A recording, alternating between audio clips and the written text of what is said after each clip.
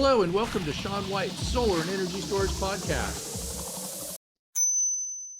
In this podcast, we are going to read the 2024 IFC. That's the International Fire Code published by the International Code Council. Doesn't that sound exciting?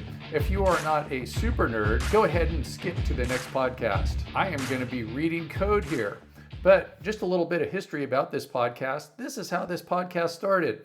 Probably somewhere around 15 years ago, I recorded myself reading the National Electrical Code, Article 690, and I called it Radio 690. I didn't even have a podcast then, so I just posted it on my website. And then when I started the podcast, I believe I started it by just posting me reading the National Electrical Code. And then I started putting other things for my classes and posting them on the podcast. And then I got some PR people calling me up, wanting me to interview CEOs, and that's where it led to. So let's get back to our roots. Greetings and readings from the International Fire Code. The International Fire Code is published by the International Code Council, and we can see that inside of Chapter 12, Energy Systems, is Section 1207 Energy Storage Systems, ESS. One thing, by the way, is if you're talking about residential energy storage systems, you don't go to the IFC, you go to the IRC. That's the International Residential Code. We're talking about the big boys here. Okay, you ready? I'm going to read this like poetry. 1207.1 General. The provisions in this section are applicable to stationary and mobile electrical energy storage systems. Exception. ESS in Group R3 and R4 occupancies shall only be required to comply with Section 1207.11, except where Section 1207.11.4 requires compliance with Sections 1207.1 through 1207.9. 1207.1.1 Utilities and Industrial Applications. This section shall not apply to capacitors and capacitor equipment for electrical utilities and industrial facilities used in applications such as flexible AC transmission, FACTS devices, filter capacitor banks, power factor correction, and standalone capacitor banks for voltage correction and stabilization. And then throughout this code, a lot of times it says in parentheses, material based on NFPA 855 2023 edition. Did not say that in the 2021 International Fire Code about the 2020 NFPA 855. And by the way, NFPA 855 is a standard for energy storage systems. 1207.1.2 Mobile ESS. Mobile ESS deployed at an electrical utility substation or general facility for 90 days or less shall not add to the threshold values in Table 1207.1.3 for the stationary ESS installation if both the following conditions apply. 1. The mobile ESS complies with Section 1207.10, and 2. The mobile ESS is being used only during periods in which the facility's stationary energy storage system is being tested, repaired, or retrofitted or replaced. 1207.1.3 Scope. Energy storage systems having capacities exceeding the values shown in Table 1207.1.3 shall comply with this section. And I'm just going to go look at lithium-ion batteries, and that is 20 kilowatt hours. So what that means is 20 kilowatt hours and below for lithium-ion batteries, this does not apply. So you would just use the National Electrical Code. 1207.1.4 Permits. Permits shall be obtained for the ESS as follows. Construction permits shall be obtained for stationary ESS installations and for mobile ESS charging and storage installations covered by Section 1207.10.1. Permits shall be obtained in accordance with Section 105.6.6. Operational permits shall be obtained for stationary ESS installations and for mobile ESS deployment operations covered by Section 1207.10.3. Permits shall be obtained in accordance with Section 105.5.14. 1207.1.4.1 Communication Utilities. Operational permits shall not be required for lead acid and nickel cadmium battery systems at facilities under the exclusive control of communications utilities that comply with NFPA 76 and operate at less than 50 volts alternating current or 60 volts direct current. 1207.1.5 Construction Documents. The following information shall be provided with the permit application. 1. Location and layout diagram of the room or area in which the ESS is to be installed.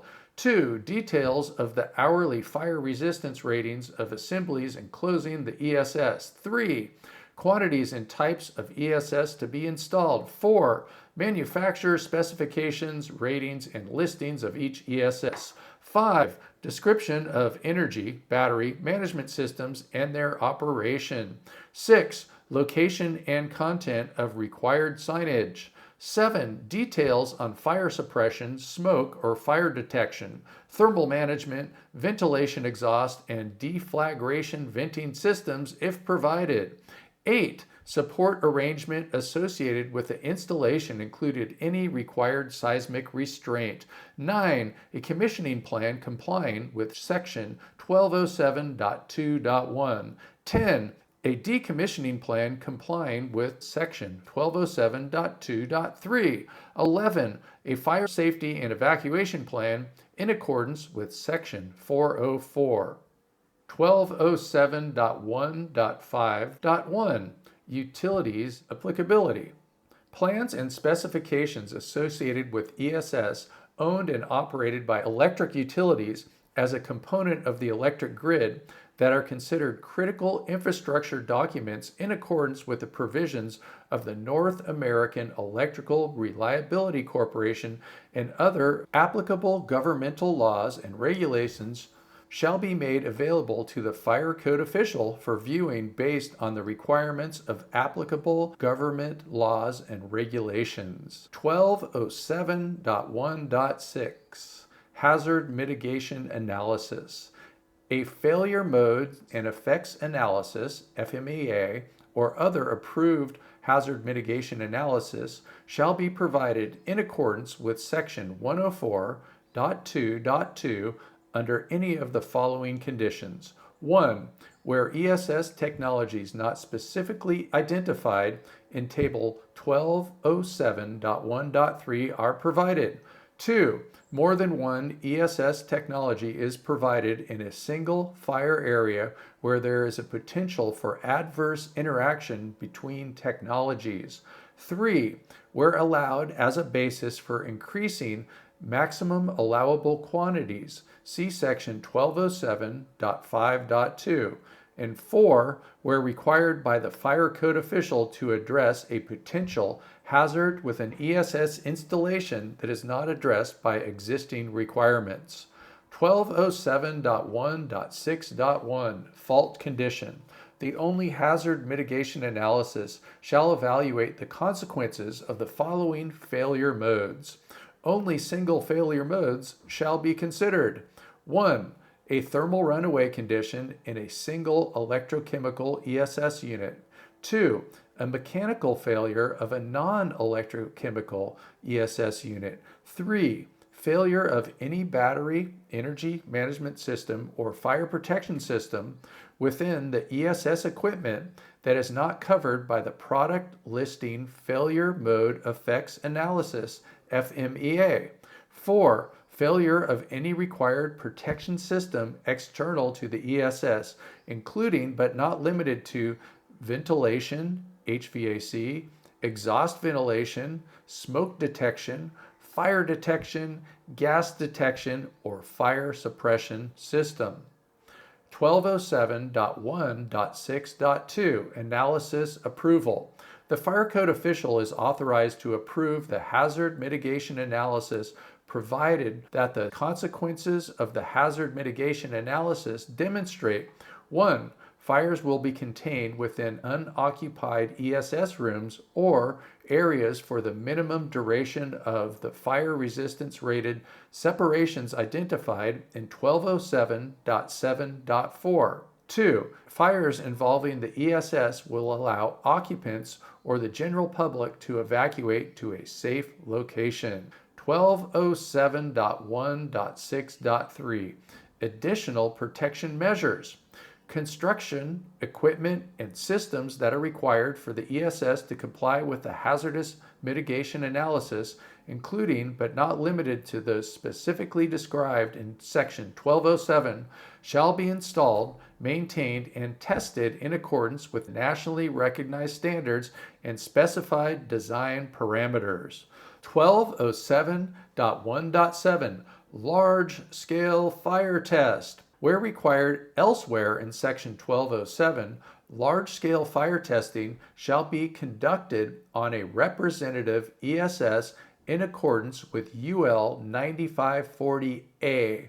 The testing shall be conducted or witnessed and reported by an approved testing laboratory and show that a fire involving one ESS will not propagate to an adjacent ESS. And where installed within buildings, enclosed areas, and walk-in units will be contained within the room, enclosed area, or walk-in unit for the duration of the test. The test report shall be provided to the fire code official for review and approval in accordance with Section 104.2.2, 1207.1.8, Fire Remediation.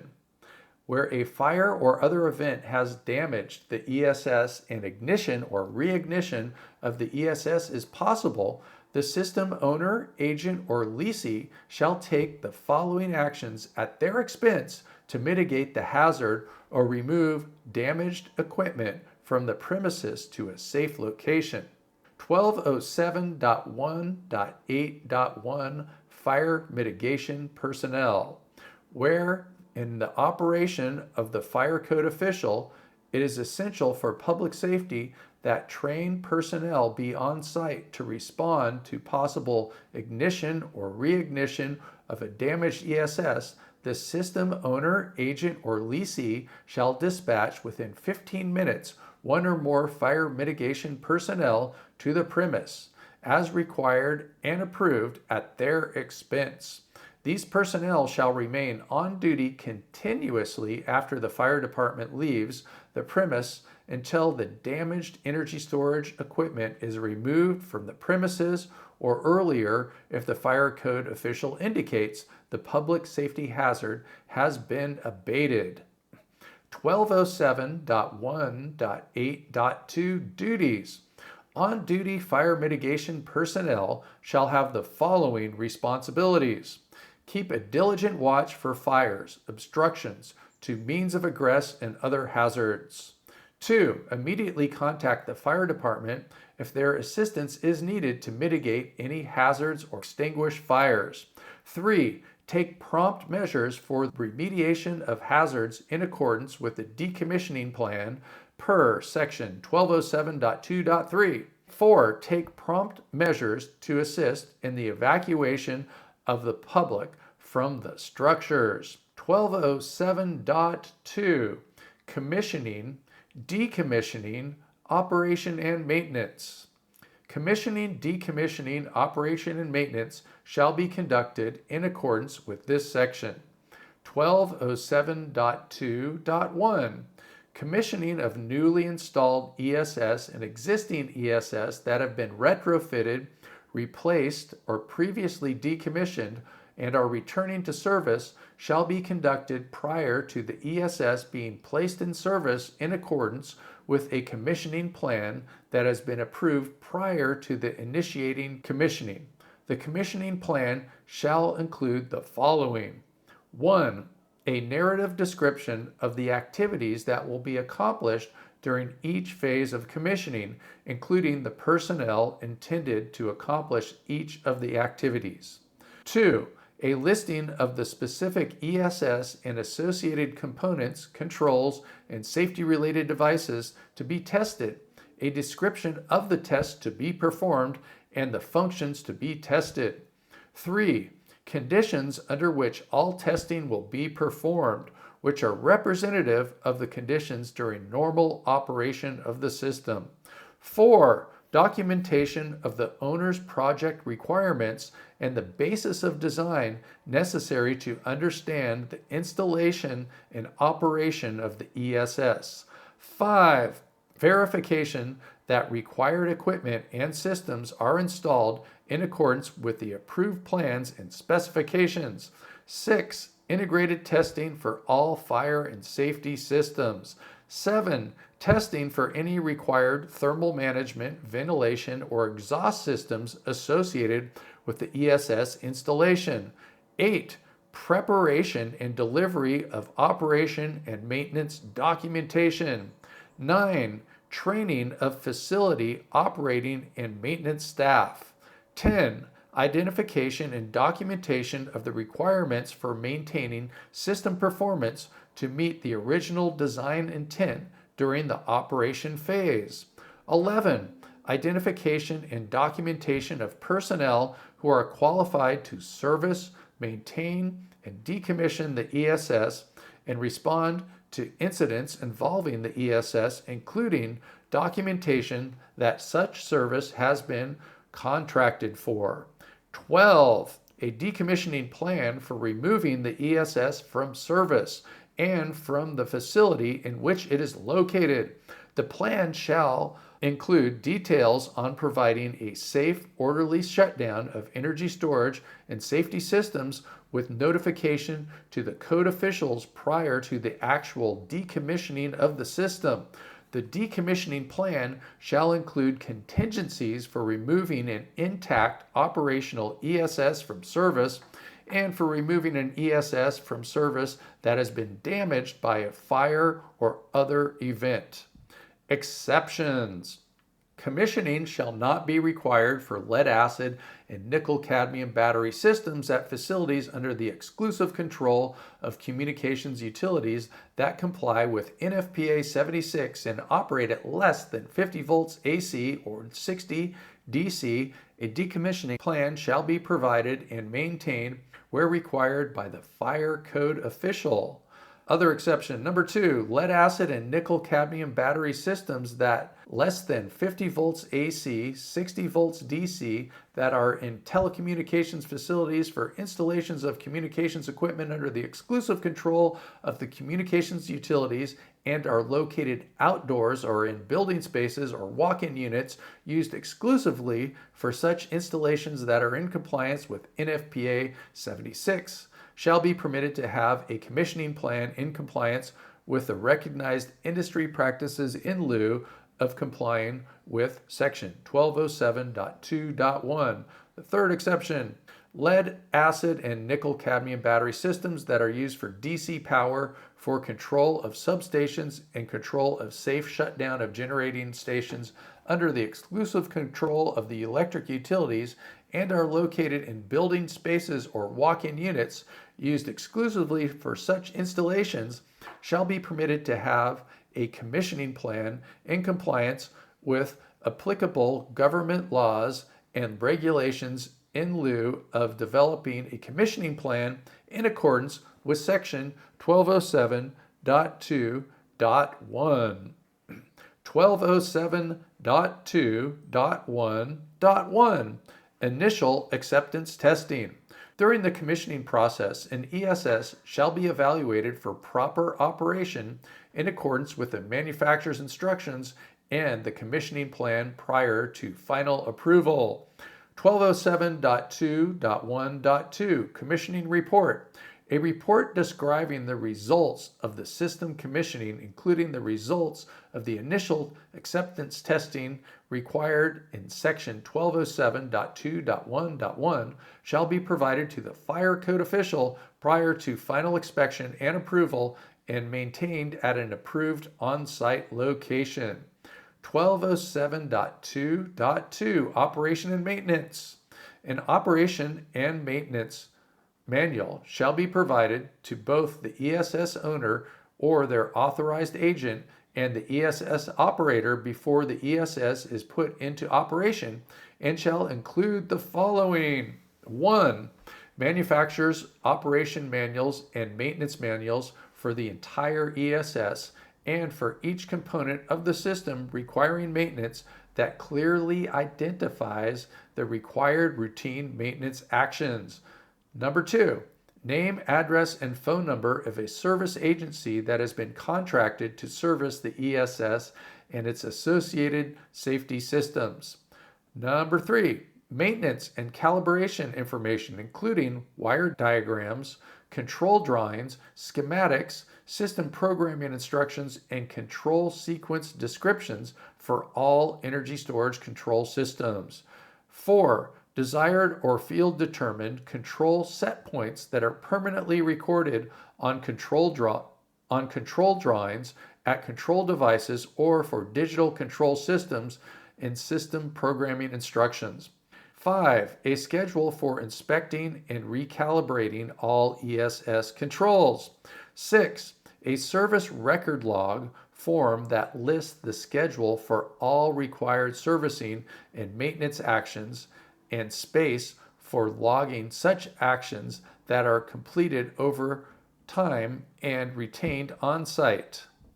The ESS shall be operated and maintained in accordance with the manual, and a copy of the manual shall be retained at an approved on-site location. 1207.2.2.1 Ongoing inspection and testing. Systems that monitor and protect the ESS installation shall be inspected and tested in accordance with the manufacturer's instructions and operation and maintenance manual. Inspection and testing records shall be maintained in the operation and maintenance manual. 1207.2.3 Decommissioning. The code official shall be notified prior to the decommissioning of an ESS. Decommissioning shall be performed in accordance with the decommissioning plan that includes the following. 1, a narrative description of the activities to be accomplished for removing the ESS from service and from the facility in which it is located. 2, a listing of any contingencies for removing an intact operational ESS from service and for removing an ESS from service that has been damaged by a fire or other event. 1207.3 Equipment. ESS equipment shall be in accordance with sections 1207.3.1 through 1207.3.9. 1207.3.1 Energy Storage System Listings. ESS shall be listed in accordance with UL 9540. Exceptions. Lead acid and nickel cadmium battery systems less than 50 volts AC, 60 volts DC, and telecommunications facilities for installations of communications equipment under the exclusive control of the communications utilities located outdoors or in building spaces used exclusively for such installations that are in compliance with NFPA 76. 2. Lead acid and nickel cadmium battery systems that are used for DC power for the control of substations or control of safe shutdown of generating stations under the exclusive control of the electric utility and located outdoors or in building spaces used exclusively for such installations. Exception number 3. Lead acid battery systems and interruptible power supplies listed and labeled in accordance with UL 1778 and utilized for standby power applications. So the exceptions tend to be lead acid. 1207.3.2 Equipment Listings. Chargers, inverters, and energy storage management systems shall be covered as part of the UL 9540 listing or shall be listed separately. 1207.3.3 Utility Interactive Systems. Inverters shall be listed and labeled in accordance with UL 1741. Only inverters listed and labeled for utility interactive system use and identified as interactive shall be allowed to operate in parallel with the electric utility power system to supply power to common loads. 1207.3.4 Energy Storage Management System. Where required by the ESS listing, an approved energy storage management system that monitors and balances cell voltages, currents, and temperatures within the manufacturer's specifications shall be provided. The system shall disconnect electrical connections to the ESS or otherwise place it in a safe condition if potentially hazardous temperatures or other conditions such as short circuits, overvoltage, or undervoltage are detected. 1207.3.5 Enclosures. Enclosures of ESSs shall be of non-combustible construction. 1207.3.6 Repairs. Repairs of ESS shall only be done by qualified personnel. Repairs with other than identical parts shall be considered retrofitting and comply with Section 1207.3.7. Repairs shall be documented in the service records log. Retrofits. 1207.3.7 Retrofits. Retrofitting an existing ESS shall comply with the following. 1. A construction permit shall be obtained in accordance with Section 105.6.6. 2. New batteries, battery modules, capacitors, and similar ESS components shall be listed. 3. Battery management and other monitoring systems shall be connected and installed in accordance with the manufacturer's instructions. 4. The overall installation shall continue to comply with UL 9540 listing requirements where applicable. 5. Systems that have been retrofitted shall be commissioned in accordance with Section 1207.2.1. 6. Retrofits shall be documented in the service records log. 1207.3.7.1 Retrofitting lead acid and nickel cadmium. Changing out or retrofitting of lead acid and nickel cadmium batteries with other lead acid and nickel cadmium batteries in the following applications shall be considered repairs where there is no increase in system size or energy capacity greater than 10% of the original design. 1. At facilities under the exclusive control of communication utilities that comply with NFPA 76 and operate at less than 50 volts AC and 60 volts DC. 2. Battery systems used for DC power for control substations and control or safe shutdown of generating stations under the exclusive control of the electric utility and located outdoors or in building spaces used exclusively for such installations. 3. Batteries in uninterruptible power supplies listed and labeled in accordance with UL 1778 and used for standby power applications only. I go fast when it talks about lead acid. 1207.3.8 Replacements. Replacements of ESS shall be considered new ESS installations and shall comply with the provisions of Section 1207 as applicable to new ESS. The ESS being replaced shall be decommissioned in accordance with Section 1207.2.3. 1207.3.9 Reused and repurposed equipment. Equipment and materials shall only be reused or reinstalled as permitted in Section 104.9.1. Storage batteries previously used in other applications such as electric vehicle propulsion shall not be reused in applications regulated by Chapter 12 unless approved by the Fire Code official and unless the equipment is refurbished by a battery refurbishing company approved in accordance with UL 1974. 1207.4 General Installations Requirements. Stationary and mobile ESS shall comply with the requirements of 1207.4.1 through 1207.4.12. 1207.4.1 Electrical disconnects. Where the ESS disconnecting means is not within sight of the main electrical service disconnecting means, placards or directories shall be installed at the location of the main electrical service disconnecting means, indicating the location of the stationary storage battery system disconnecting means in accordance with NFPA 70. Exception.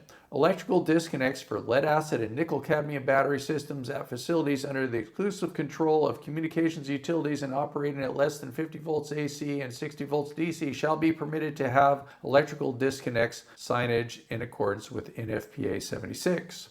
1207.4.2 Working clearances. Access and working space shall be provided and maintained about all electrical equipment to permit ready and safe operation and maintenance of such equipment in accordance with NFPA 70 and the manufacturer's instructions. 1207.4.3 Fire resistance rated separations. Rooms and other indoor areas containing ESS shall be separated from other areas of buildings in accordance with Section 1207.7.4. ESS shall be permitted to be in the same room with the equipment they support. 1207.4.4 Seismic and structural design. Stationary ESS shall comply with the seismic design requirements in Chapter 16 of the International Building Code and shall not exceed the floor loading limitation of the building. 1207.4.5 Vehicle impact protection. Where ESS are subject to the impact by a motor vehicle, including forklifts, vehicle impact protection shall be provided in accordance with Section 312. 1207.4.6 Combustible storage. Combustible materials shall not be stored in ESS rooms, areas, or walk-in units. Combustible materials in occupied work centers covered by Section 1207.4.10 shall be stored at least 3 feet from ESS cabinets. Toxic and highly toxic gases. ESS that have the potential to release toxic and highly toxic gas during charging, discharging, and normal use conditions shall be provided with a hazardous exhaust system in accordance with Section 502.8 of the International Mechanical Code. 1207.4.8 Signage. Approved signs shall be provided on or adjacent to all entry doors for ESS rooms or areas and on enclosures of ESS cabinets and walk-in units located outdoors, on rooftops, or in parking garages. Signs designated to meet both the requirements of this section and NFPA 70 shall be permitted. The signage shall include the following or equivalent. 1. Energy storage system, battery storage system, capacitor energy storage system, or the equivalent. 2. The identification of the electrochemical ESS technology present. 3. Energized electrical circuits. 4. Where water reactive electrochemical ESS are present, the signage shall include apply no water. 5. Current contact information, including phone number for personnel authorized to service the equipment and for fire mitigation personnel required by Section 1207.1.8.1. Isn't it interesting that the signage is a little different than in NEC in some places? Exception.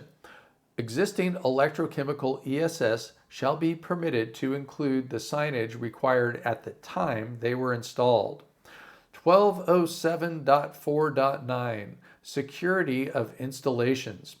Rooms, areas, and walk-in units in which electrochemical ESS are located shall be secured against unauthorized entry and safeguarded in an approved manner. Security barriers, fences, landscaping, and other enclosures shall not inhibit the required airflow to or exhaust from the electrochemical ESS and its components. Occupied work centers. Electrochemical ESS located in rooms or areas occupied by personnel not directly involved with maintenance, service, and testing of the systems shall comply with the following. 1. Electrochemical ESS located in occupied work centers shall be housed in locked non-combustible cabinets or other enclosures to prevent access by unauthorized personnel.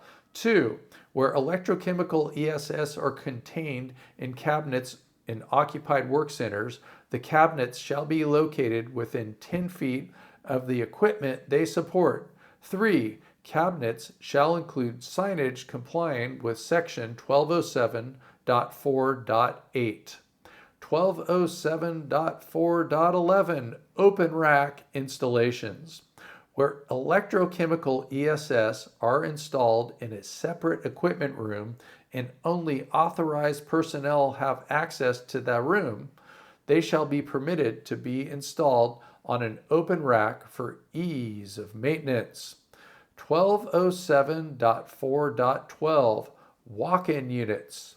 Walk-in units shall be entered only for inspection, maintenance, and repair of ESS units and ancillary equipment and shall not be occupied for other purposes.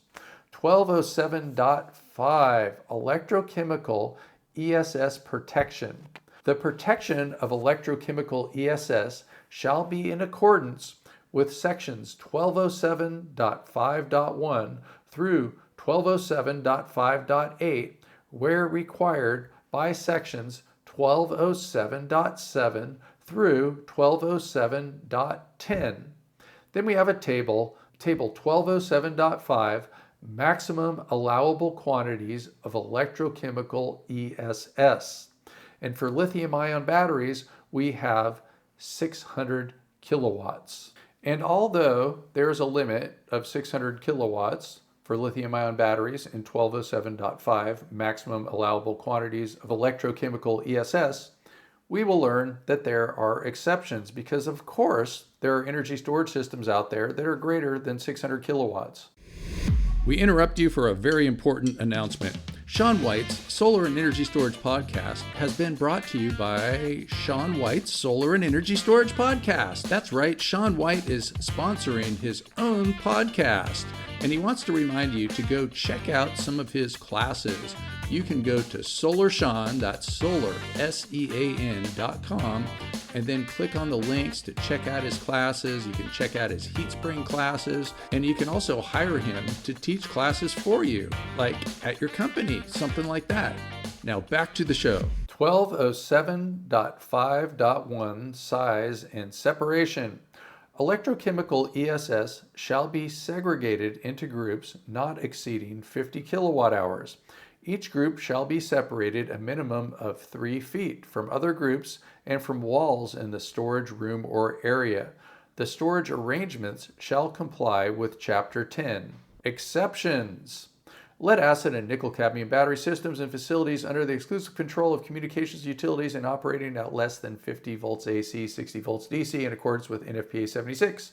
2. Exception. Lead acid and nickel cadmium systems that are used for DC power and control of substations and control or safe shutdown of generating stations under the exclusive control of the electric utility and located outdoors in building spaces used exclusively for such installations. 3. Lead acid battery systems and uninterruptible power supplies listed and labeled in accordance with UL 1778 utilized for standby power applications and limited to not more than 10% of the floor area on the floor on which the ESS is located. 4. The fire code official is authorized to approve larger capacities or smaller separation distances based on large-scale fire testing complying with 1207.1.5.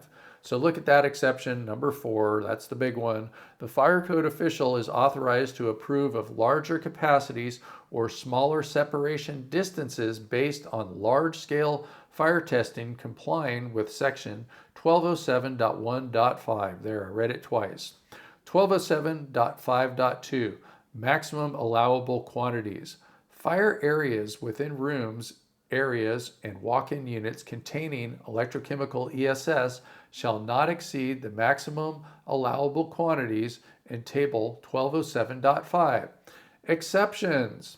Where approved by the fire code official, rooms, areas and walk-in units containing electrochemical ESS that exceed the amounts in Table 1207.5 shall be permitted based on hazardous mitigation analysis in accordance with Section 1207.1.6 and large-scale fire testing complying with Section 1207.1.7.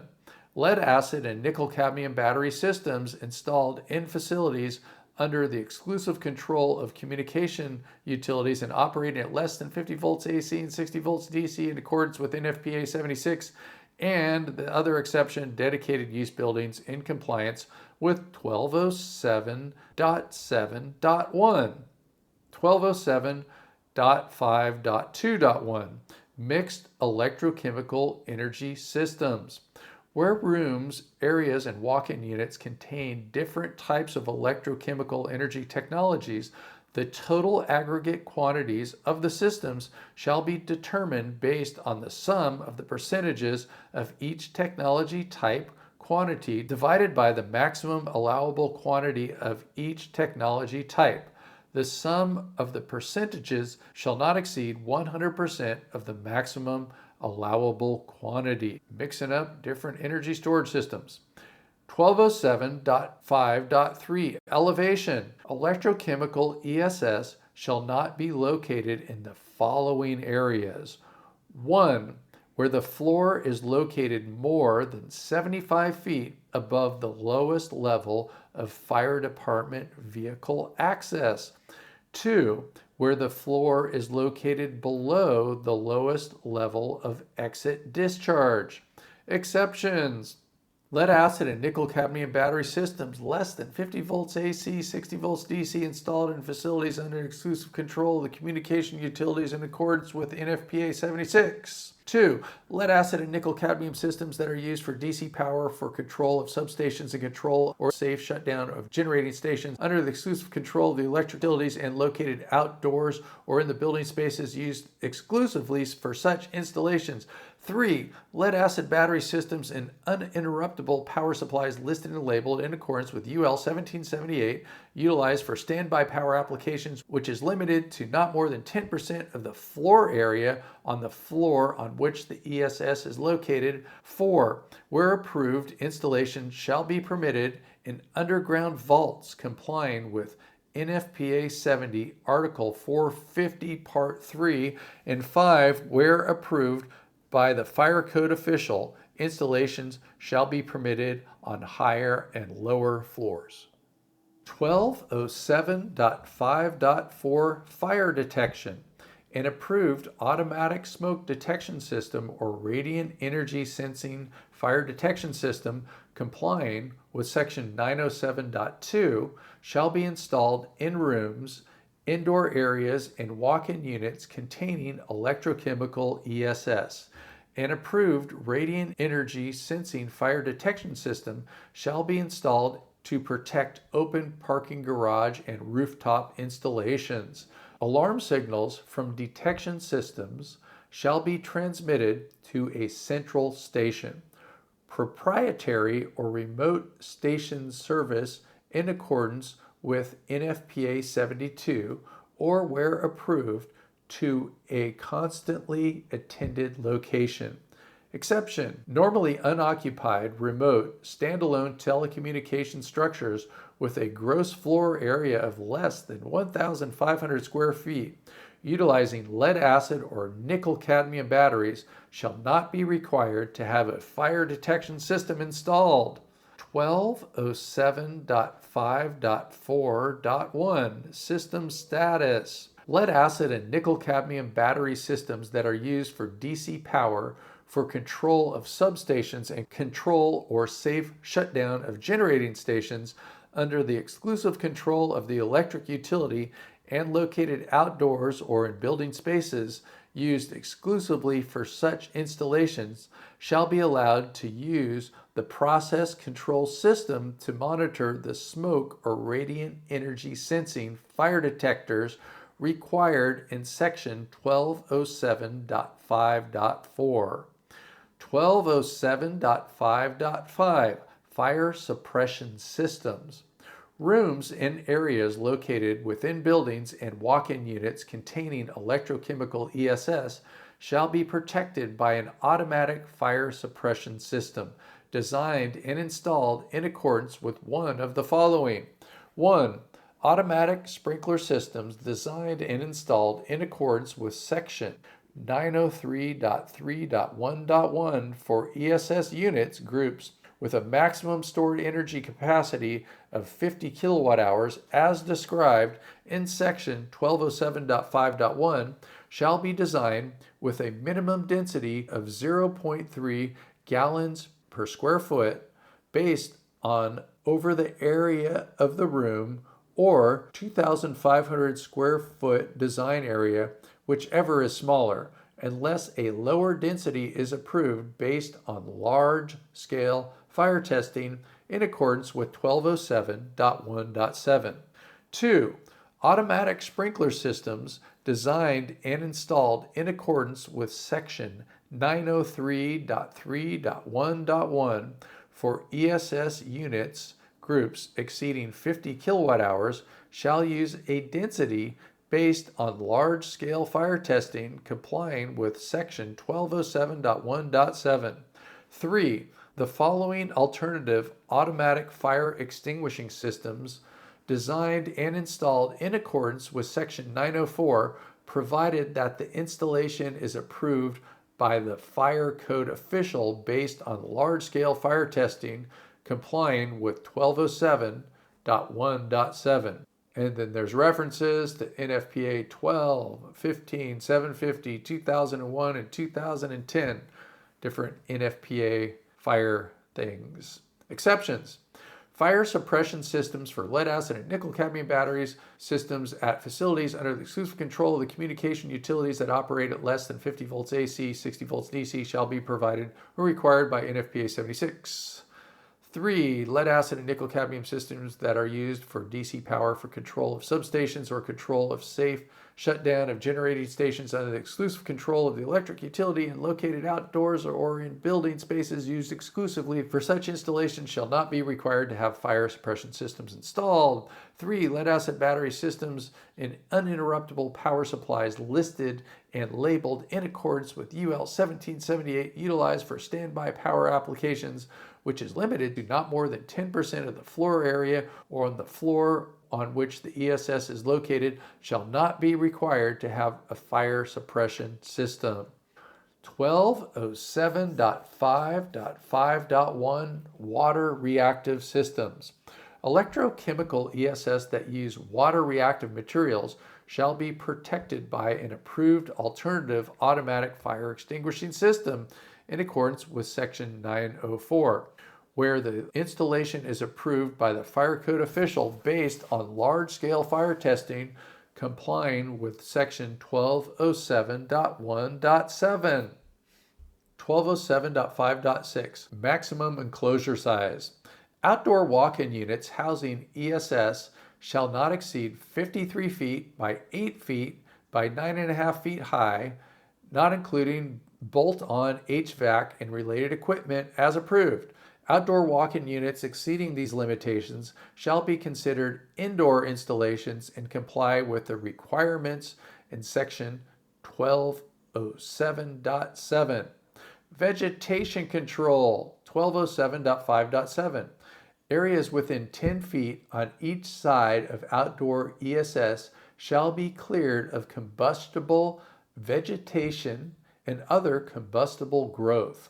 Single specimens of trees, shrubbery, or cultivated ground cover, such as green grass, ivy, succulents, or similar plants used as ground cover, shall be permitted to be exempt, provided that they do not form a means of readily transmitting fire.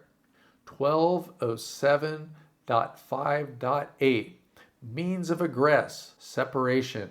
ESS located outdoors and in open parking garages shall be separated from any means of egress as required by the fire code official to ensure safe egress under fire conditions, but in no case less than 10 feet.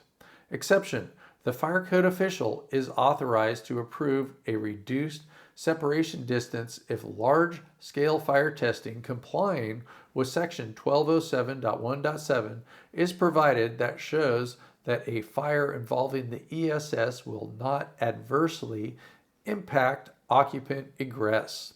1207.6 Electrochemical ESS Technology-Specific Protection.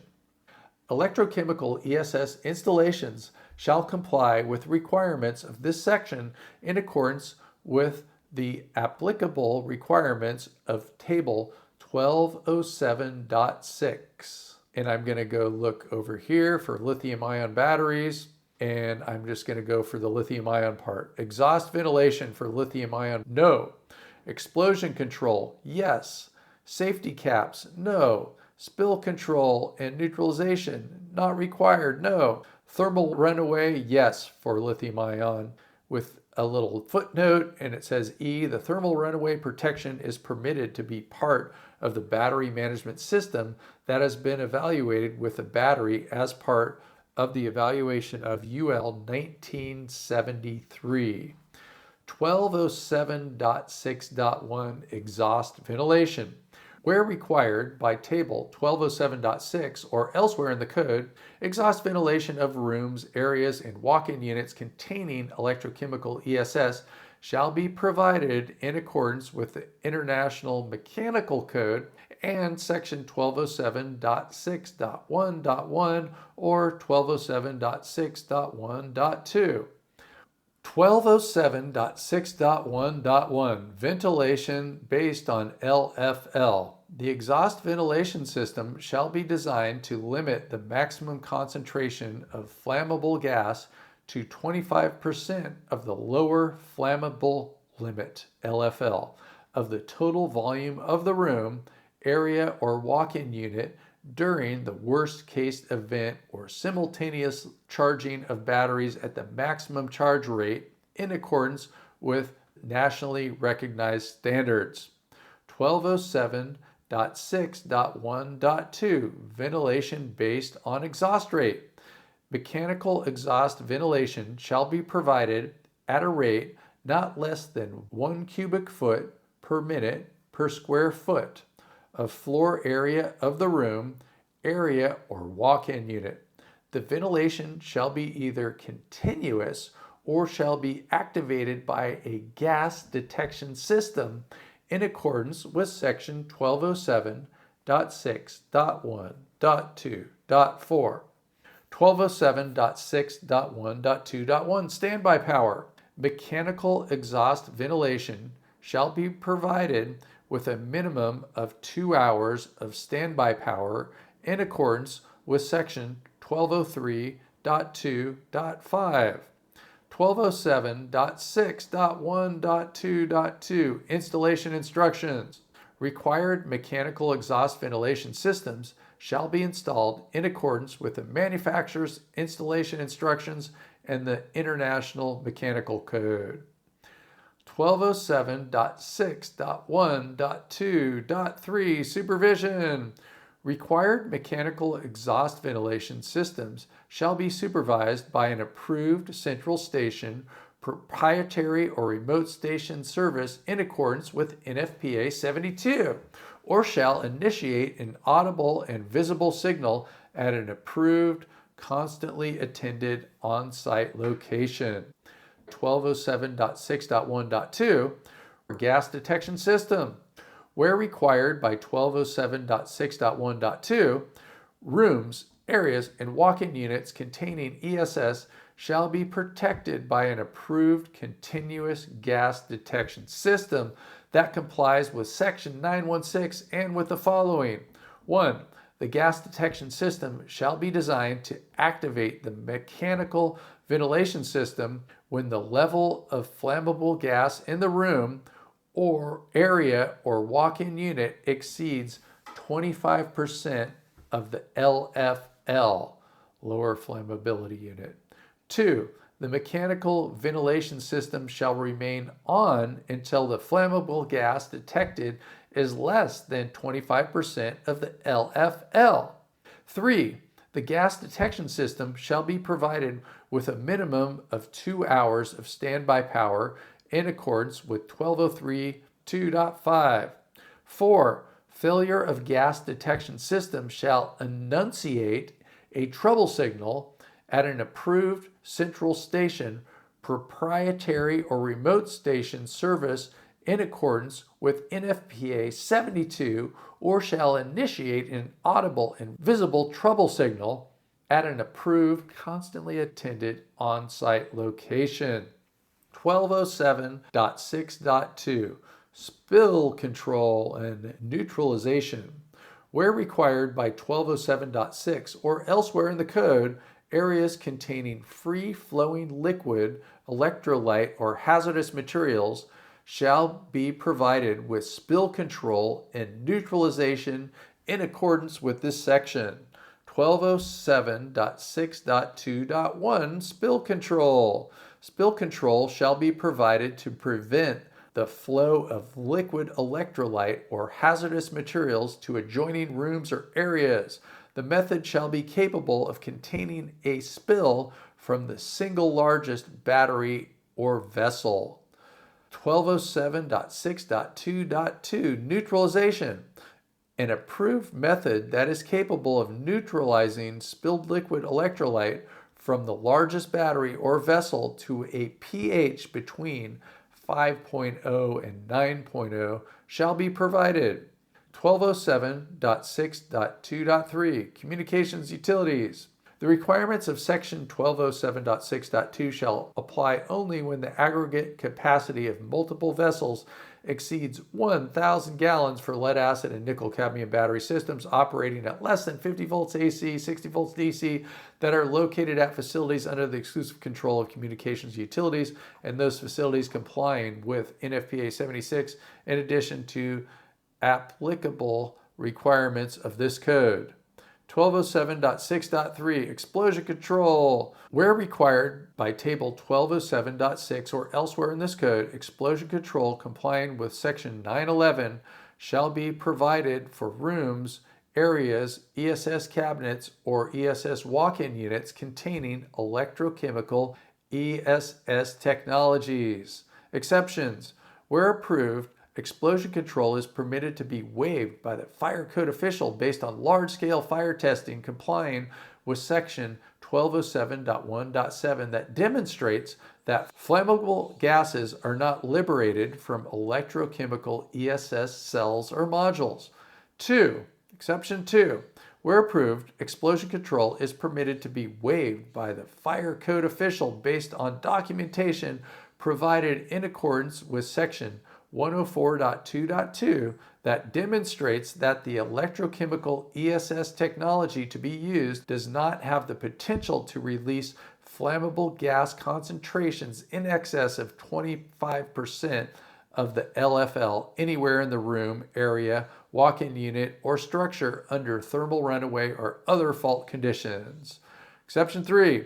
Where approved, ESS cabinets that have no debris, shrapnel, or enclosure pieces ejected during large-scale fire testing complying with 1207.1.5 shall be permitted in lieu of providing explosion control complying with section 911.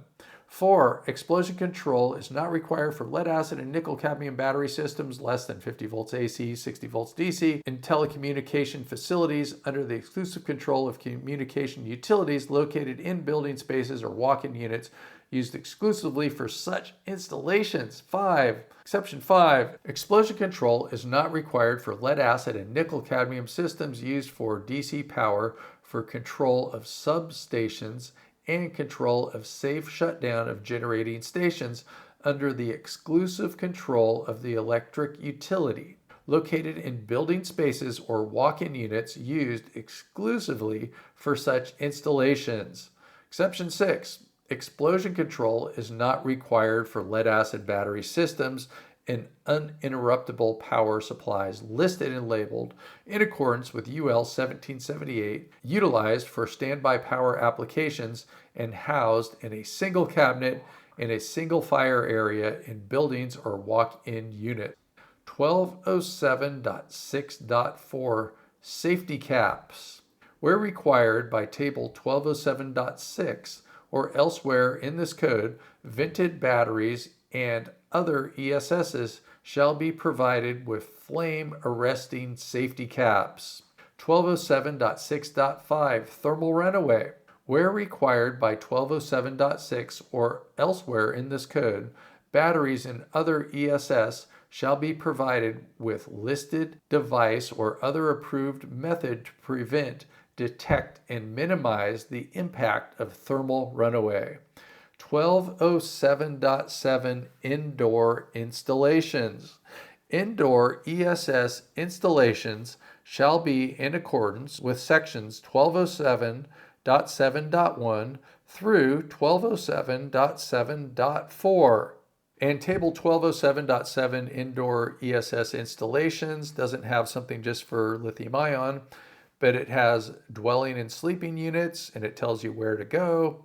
Usually we're going to be talking about the IRC for that, but if for some reason you are using the IFC, you go to 1207.7.3. Elevation, 1207.5.3. Fire suppression systems, 1207.5.5. Fire resistance rated separations, 1207.7.4. General installation requirements, 1207.4. Maximum allowable quantities, 1207.5.2. Size and separation, 1207.5.1. Smoke and automatic fire detection, 1207.5.4. Technology specific protection, 1207.6. Then it talks a little, and then the table also has columns for dedicated use buildings and non-dedicated use buildings. You can go back to that table 1207.7 indoor ESS installations. Then we have 1207.7.1 dedicated use buildings. For the purpose of table 1207.7, dedicated use ESS buildings shall be classified as group F1 occupancies and comply with all of the following. 1. The building shall only be used for ESS, electrical energy generation, and other electrical grid-related operations. 2. Occupants in the rooms and areas containing ESS are limited to personnel that operate, maintain, service, test, and repair the ESS and other energy systems. 3. No other occupancy types shall be permitted in the building. 4. Administrative and support personnel shall be permitted in areas within the buildings that do not contain ESS, provided that, 4.1, the areas do not occupy more than 10% of the building area of the story in which they are located, and 4.2, a means of egress is provided from the incidental use areas to the public way that does not require occupants to traverse areas containing ESS or other energy system equipment. 1207.7.2 non-dedicated use buildings. For the purpose of table 1207.7, non-dedicated use buildings include all buildings that contain ESS and do not comply with section 1207.7.1 dedicated use building requirements. 1207.7.3 dwelling and sleeping units. ESS shall not be installed in sleeping units or habitable spaces of dwelling units. 1207.7.4 fire resistance rated separations. Rooms and areas containing ESS shall include fire resistance rated separations as follows. 1. In dedicated use buildings, rooms and areas containing ESS shall be separated from areas in which administrative and support personnel are located. 2. In non-dedicated use buildings, rooms and areas containing ESS shall be separated from other areas in buildings. Separation shall be provided by 2-hour fire barriers constructed in accordance with Section 707 of the International Building Code and 2-hour horizontal assemblies constructed in accordance with Section 711 of the International Building Code as appropriate. 1207.8 Outdoor installations. Outdoor installations shall be in accordance with Sections 1207.8.1 through 1207.8.3. Exterior wall installations for individual ESS units not exceeding 20 kilowatt hours shall be in accordance with section 1207.8.4. And now we're looking at table 1207.8, outdoor ESS installations. And pretty much it's just telling you different places where to go for your outdoor ESS installations, such as 1207.04 and 5 and 6 and things like that. So we're just going to go to 1207.8.1, remote outdoor installations. For the purpose of 1207.8, remote outdoor installations include ESS located more than 100 feet from buildings, lot lines, public ways, stored combustible materials, hazardous materials, high piled stock, and other exposure hazards. 1207.8.2, installations near exposures. For the purpose of table 1207.8, installations near exposures include all outdoor ESS installations that do not comply with section 1207.8.1 remote outdoor location requirements. 1207.8.2, installations near exposures.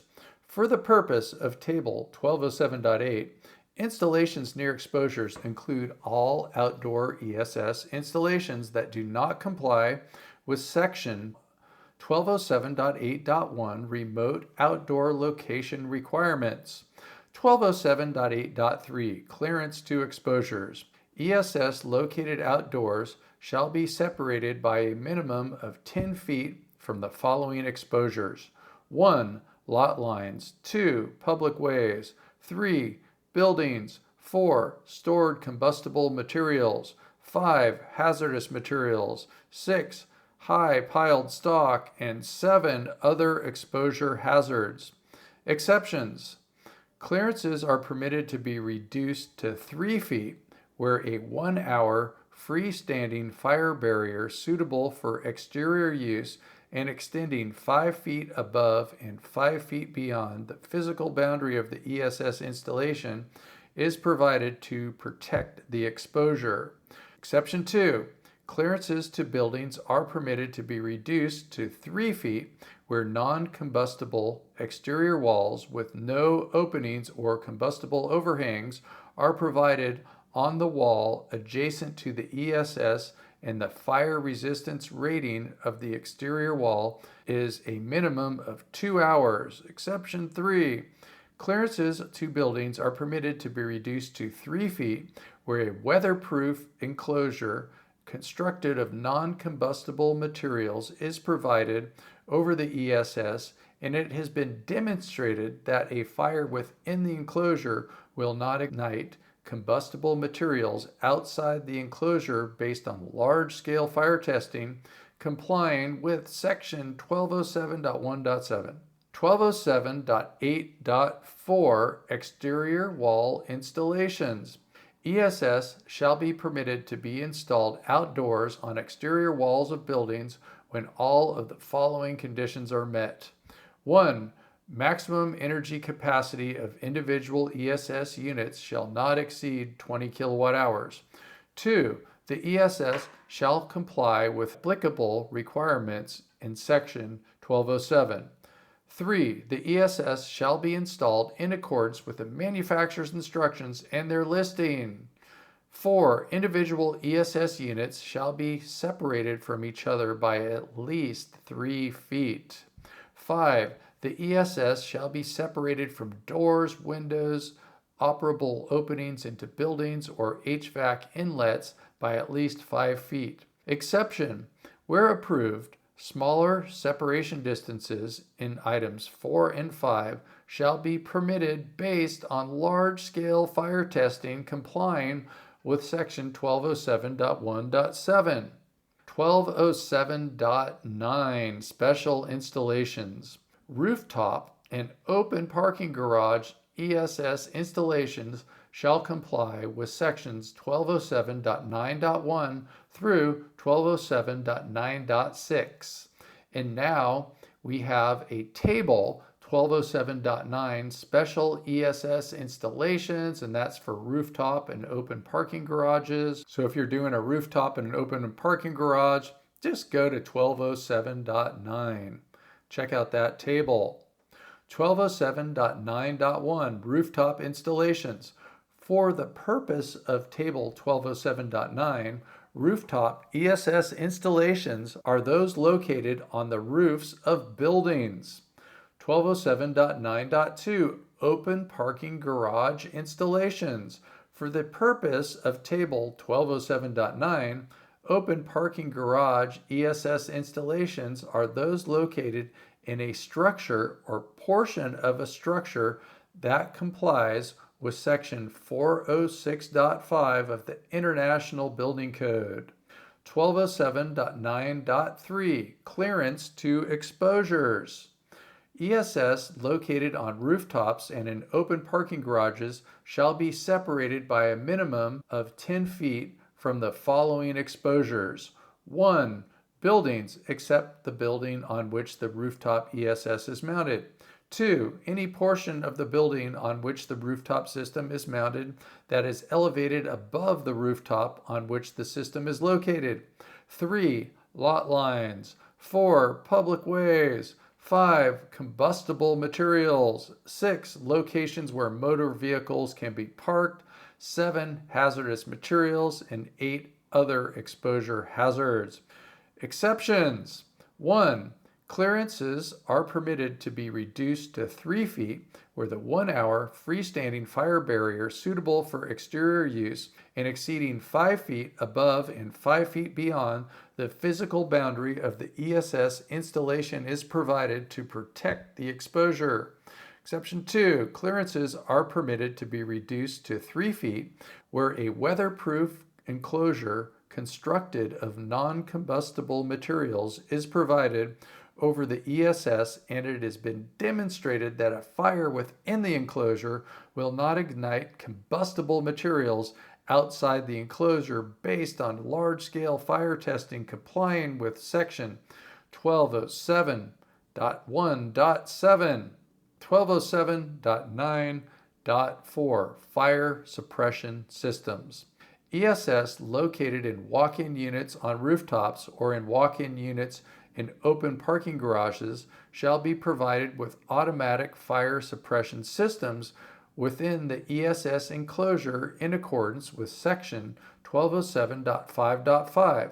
Areas containing ESS other than walk-in units and open parking structures on levels not open above the sky shall be provided with an automatic fire suppression system complying with section 1207.5.5. Exception: a fire suppression system is not required in open parking garages if large-scale fire testing complying with section 1207.1.7 is provided that shows that a fire will not impact the exposures in section 1207.9.3, 1207.9.5 rooftop installations. ESS and associated equipment that are located on rooftops and not enclosed by building construction shall comply with the following. Stairway access to the roof for emergency response and fire department personnel shall be provided either through a bulkhead from the interior of the building or a stairway on the exterior of the building. 2. Service walkways at least 5 feet in width shall be provided for service and emergency personnel from the point of access to the roof of the system. 3. ESS and associated equipment shall be located from the edge of the roof a distance equal to at least the height of the system, equipment, or component, but not less than 5 feet. 4. The roofing materials under and within 5 feet horizontally from an ESS or associated equipment shall be non-combustible and shall have a Class A rating when tested in accordance with ASTM E108 or UL 790. 5. A Class I standpipe outlet shall be installed at an approved location on the roof level of the building or in the stairway bulkhead at the top level. 6. The ESS shall be the minimum of 10 feet from the fire service access point on the rooftop. 1207.9.6 Open parking garages. ESS and associated equipment that are located in open parking garages shall comply with all of the following. 1. ESS shall not be located within 50 feet of air inlets for building HVAC systems. Exception: the distance shall be permitted to be reduced to 25 feet if the automatic fire alarm system monitoring the radiant energy sensing detectors de-energizes the ventilation system connected to the air intakes upon fire detection. 2. ESS shall not be located within 25 feet of exits leading from the attached building where located on a covered level of the parking structure not directly open to the sky above. 3. An approved fence with a locked gate or other approved barrier shall be provided to keep the general public at least 5 feet from the outer enclosure of the ESS. 1207.10 Mobile ESS Equipment and Operations. Mobile ESS equipment and operations shall comply with 1207.10.1 through 1207.10.7.7. And now we have a table 1207.10, Mobile Energy Storage Systems. And if you wanted to look at that, just go to that table 1207.10, and it just tells you different sections to go to for different things. 1207.10.1, Charging and Storage. For the purpose of 1207.10, charging and storage covers the operation where mobile ESS are charged and stored so they are ready for deployment to another site, and where they are charged and stored after deployment.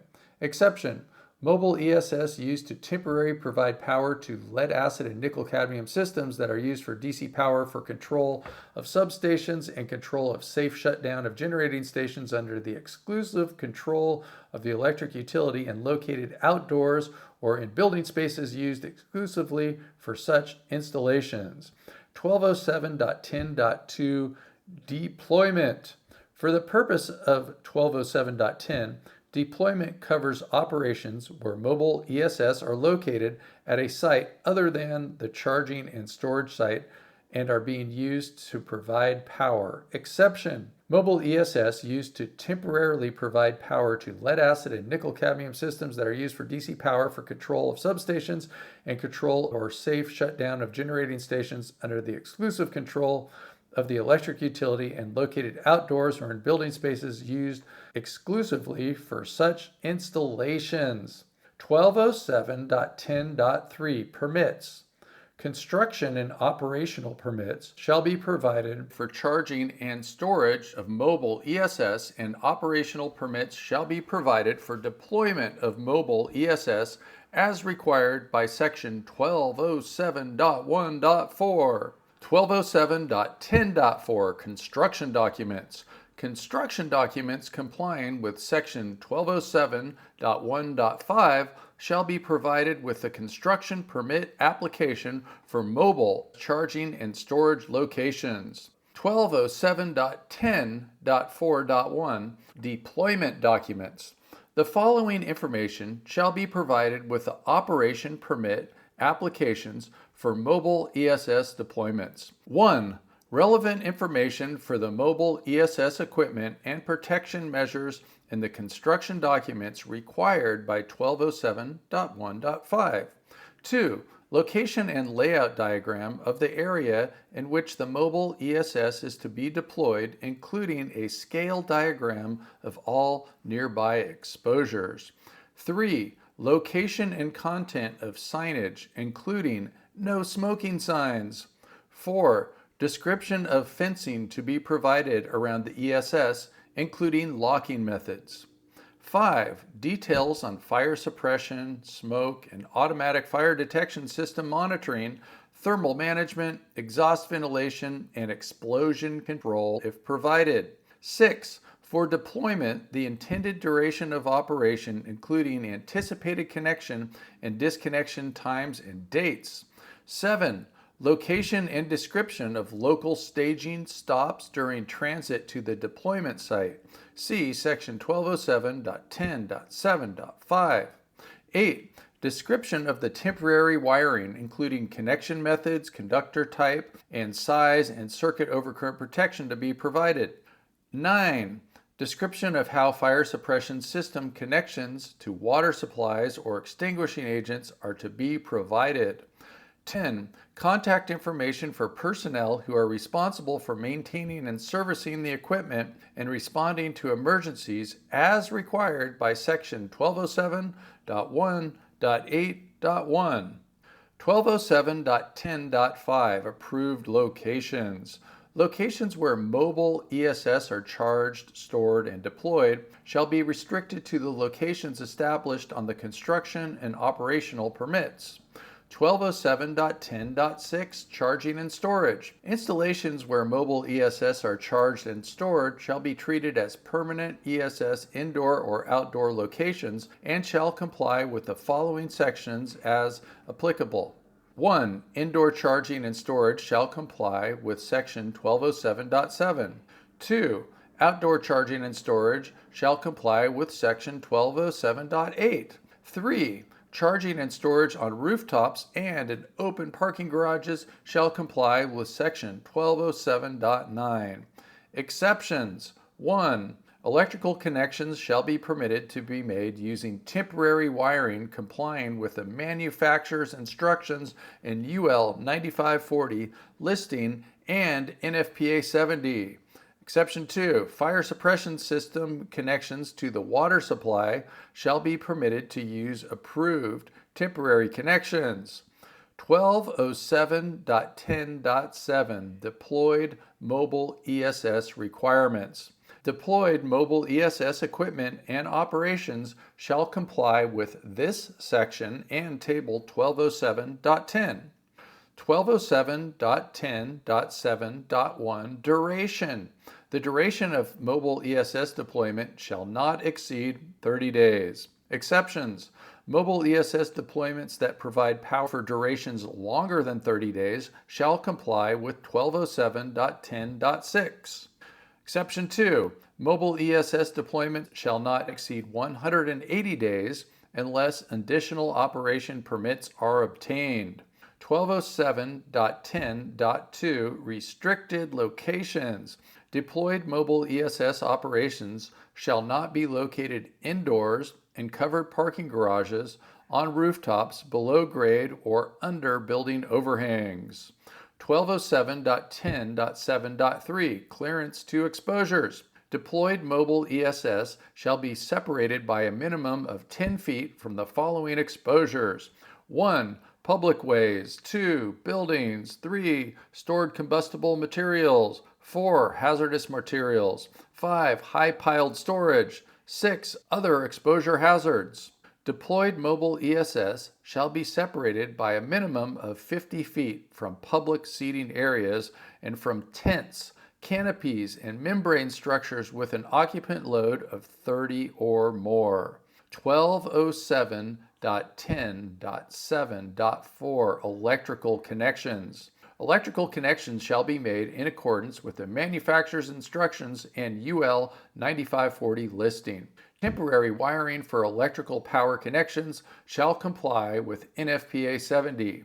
Fixed electrical wiring shall not be provided. 1207.10.7.5 Local staging. Mobile ESS in transit from the charging and storage location to the deployment location and back shall not be parked within 100 feet of an occupied building for more than 1 hour during transit unless specifically approved by the fire code official when the permit is issued. 1207.10.7.6 Fencing. An approved fence with a locked gate or other approved barrier shall be provided to keep the general public at least 5 feet from the outer enclosure of a deployed mobile ESS. 1207.10.7.7 Smoking. Smoking shall be prohibited within 10 feet of mobile ESS. Signs shall be posted in accordance with Section 310.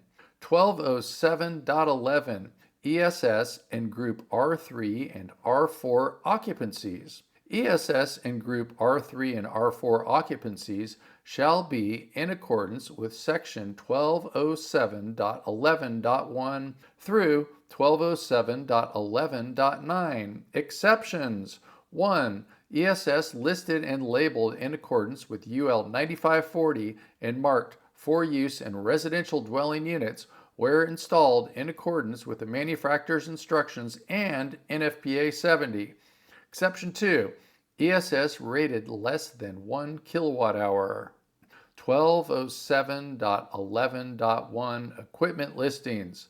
ESS shall be listed and labeled in accordance with UL 9540. 1207.11.2 Installation. ESS shall be installed in accordance with the manufacturer's instructions and their listing. 1207.11.2.1 Spacing. Individual ESS units shall be separated from each other by at least 3 feet, except where smaller separation distances are documented to be adequate based on large-scale fire testing complying with 1207.1.7. 1207.11.3 Location. ESS shall be installed only in the following locations. 1. Detached garages and detached accessory structures. 2. Attached garages separated from the dwelling unit living space and sleeping units in accordance with Section 406.3.2 of the International Building Code. 3. Outdoors or on the exterior side of exterior walls located a minimum of 3 feet from doors and windows directly entering the dwelling unit. 4. Enclosed utility closets, basements, and storage or utility spaces within dwelling units and sleeping units, with finished or non-combustible walls and ceilings. Walls and ceilings of unfinished wood frame construction shall be provided with not less than 5/8 inch Type X gypsum wallboard. ESS shall not be installed in sleeping rooms or in closets or spaces opening directly into sleeping rooms. 1207.11.4 Energy ratings. Individual ESS units shall have a maximum rating of 20 kilowatt hours. The aggregate ratings of the ESS shall not exceed 1. 40 kilowatt hours within utility closets, basements, and storage or utility spaces. 2. 80 kilowatt hours in attached or detached garages and detached accessory structures. 3. 80 kilowatt hours on exterior walls. 4. 80 kilowatt hours outdoors on the ground. ESS installations exceeding the permitted individual or aggregate ratings shall be installed in accordance with sections 1207.1 through 1207.9. 1207.11.5 Electrical installation. ESS shall be installed in accordance with NFPA 70. Inverters shall be listed and labeled in accordance with UL 1741 or provided as part of the UL 9540 listing. Systems connected to the utility grid shall use inverters listed for utility interaction. 1207.11.6 Fire detection. ESS installed in Group R3 and R4 occupancies shall comply with the following. 1. Rooms and areas within dwelling units, sleeping units, basements, and attached garages in which the ESS are installed shall be protected by smoke alarms in accordance with Section 907.2.11. 2. A listed heat alarm shall be installed in locations where smoke alarms cannot be installed based on their listings. 1207.11.7 Protection from impact. ESS installed in a location subject to vehicle damage in accordance with Section 1207.11.7.1 or 1207.11.7.2 shall be provided with impact protection in accordance with 1207.11.7.3. 1207.11.7.1 Garages. Where an ESS is installed in a normal driving path of vehicle travel within a garage, impact protection complying with 1207.11.3 shall be provided. The normal driving path is a space between the garage vehicle opening and the interior face of the back wall to a height of 48 inches above the finished floor. The width of the normal driving path shall be equal to the width of the garage door opening. Impact protection shall be provided for an ESS installed at either of the following locations. 1.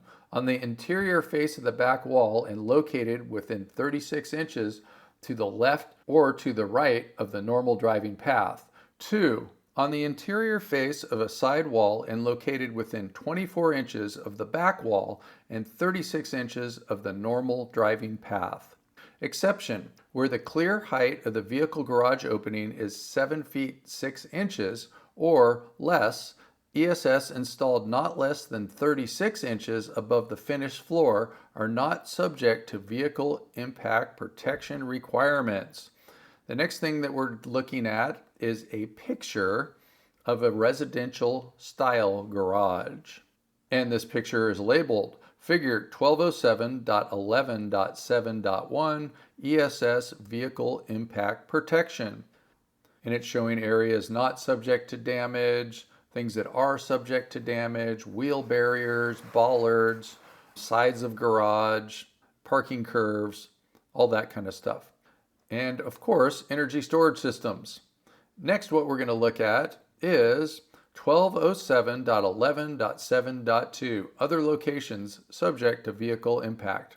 Where an ESS is installed in a location other than as defined in section 1207.11.7.1 and is subject to vehicle damage, impact protection shall be provided in accordance with section 1207.11.7.3. 1207.11.7.3 Impact protection options. Where ESS is required to be protected from impact in accordance with 1207.11.7.1 or 1207.11.7.2, such protection shall comply with one of the following. 1. Bollards constructed in accordance with one of the following. 1.1. Minimum 48 inches in length by 3 inches in diameter, Schedule 80 steel pipe embedded in a concrete pier not less than 12 inches deep and 6 inches in diameter with at least 36 inches of pipe exposed,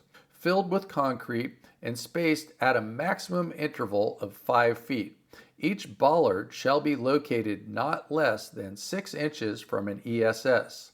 1.2.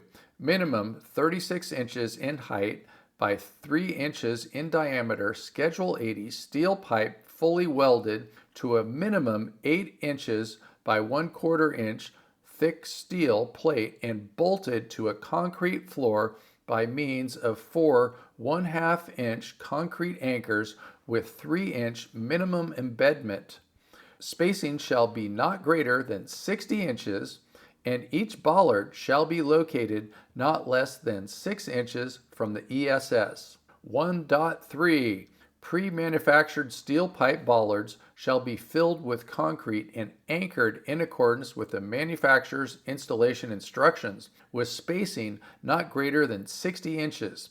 Each bollard shall be located not less than 6 inches from the ESS. 2. Wheel barriers constructed in accordance with one of the following. 2.1. 4 inches in height by 5 inches in width by 70 inches in length wheel barrier made of concrete or polymer anchored to the concrete floor not less than every 36 inches and located not less than 54 inches from the ESS.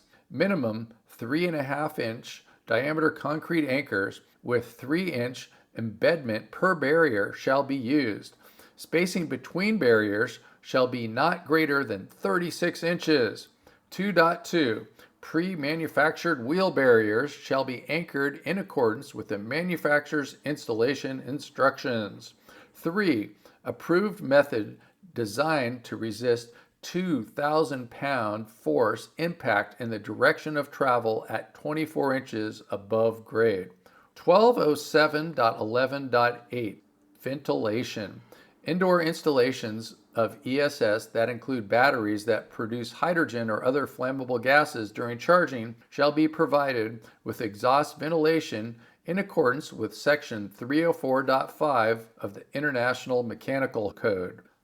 1207.11.9 Electric vehicle use. The temporary use of an owner or occupant's electric-powered vehicle to power a dwelling unit or sleeping unit while parked in an attached or detached garage or outdoors shall comply with the vehicle's manufacturer's instructions or NFPA 70.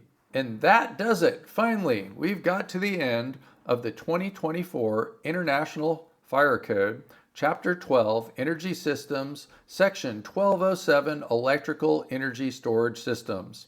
That was the audio version, and I think it's kind of good to listen to the words, let the words sink into your head. Just somehow use this to brainwash yourself into learning this material. I mean, what are you going to do? Read it yourself? You can read this while you're driving. But whatever you do, don't fall asleep when you're driving. And by the way, that was over 10,000 words that I just read. So the last part of the International Fire Code is 1207.11 ESS in group R3 and R4 occupancies.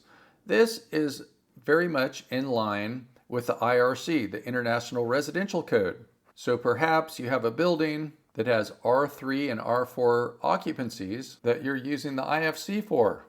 Anyway, it's pretty much like the IRC. So let's get on with it. 1207.11 ESS in group R3 and R4 occupancies to the end of 1207 Electrical Energy Storage Systems, IFC.